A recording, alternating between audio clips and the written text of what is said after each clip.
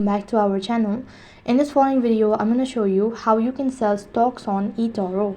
So in order to sell stocks on Etoro, first thing first, you'll have to make sure that you already have an account and that you have enough funds. Due to some security concern, I'm unable to record a video, so all you need to do is just follow the instructions.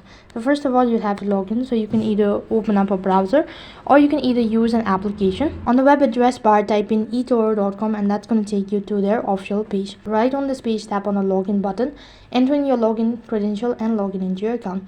Once you're logged in, that's going to take you to the home page. Then from there, you need to go ahead and tap on Etoro app and then tap the profile at the bottom of the screen, and you'll see all the instrument you're currently trading.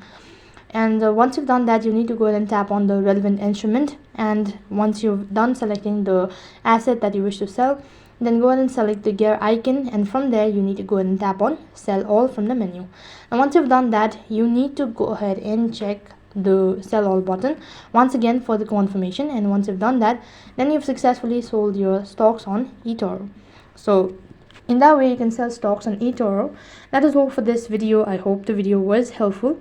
Make sure to like, share and subscribe to our channel. Thank you for watching. See you in the next video.